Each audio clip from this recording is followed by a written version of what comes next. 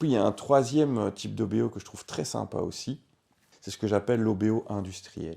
Bien, c'est un industriel qui veut racheter une entreprise. Il veut une transition douce et il veut que le management qu'il reprend poursuive son chemin avec lui et peut-être pas les classiques 1 ou 2 ans, mais plutôt pendant 3, 4, 5 ans.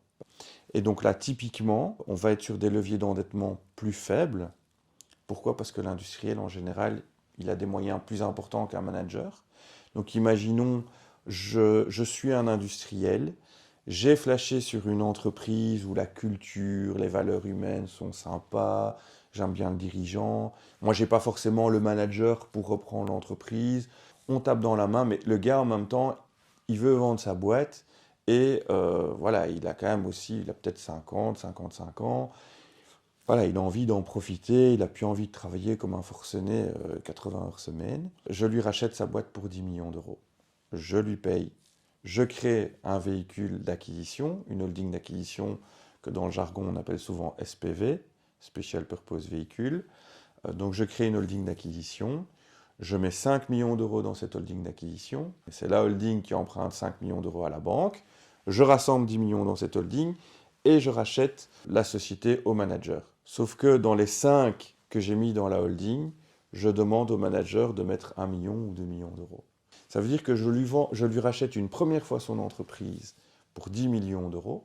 Il prend un de ces 10, il les remet dans la holding d'acquisition, et donc en vrai, il a 9 millions d'euros sur ses comptes, et il se retrouve toujours avec 20% de l'entreprise. Tu vas me dire, quel est l'intérêt pour lui de le faire par rapport à le faire avec des financiers ou une banque? Mais c'est qu'on va construire un projet industriel ensemble. L'entreprise qui me rachète, c'est pas un financier, c'est une entreprise avec laquelle on va développer des projets. Et typiquement, on va pouvoir, dans les 3, 4, 5, 6, 7 prochaines années, créer beaucoup plus de valeur qu'avec des financiers dont l'objectif sera plutôt un objectif financier de rembourser les banques et de vendre plus cher dans 5 ans. Non, ici, l'objectif, c'est de créer vraiment de la valeur industrielle. Alors, il y a un élément qui est important pour l'OBO industriel. J'ai pas besoin avec les financiers de me dire aujourd'hui, mais vous allez me racheter à combien? Ben non, c'est pas eux qui rachètent. Dans 5 ans, on sera tous les deux vendeurs.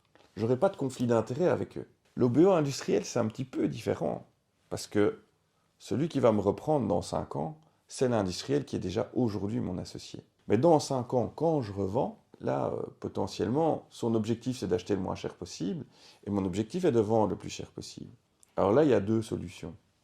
Soit on se met d'accord aujourd'hui sur une valeur minimum de vente dans 5 ans, 6 ans, 7 ans, ou on se met d'accord sur des formules.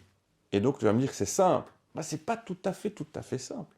Parce que j'ai vendu ma boîte à un industriel, il contrôle 80% de la boîte, et sauf qu'il aura la majorité au conseil d'administration dans les 5 prochaines années, 6 prochaines années.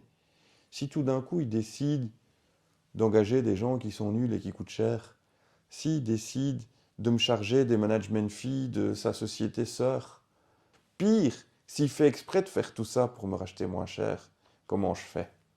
Et donc ce qui est important dans un OBO industriel, c'est que le mec qui est racheté, il a encore largement son mot à dire. Il faut un accord, il a des droits de veto. Et donc on va vraiment discuter du projet industriel. On va vraiment se mettre ensemble autour d'une table, construire un business plan ensemble, définir les règles du jeu ensemble. Et ça, c'est vraiment très intéressant.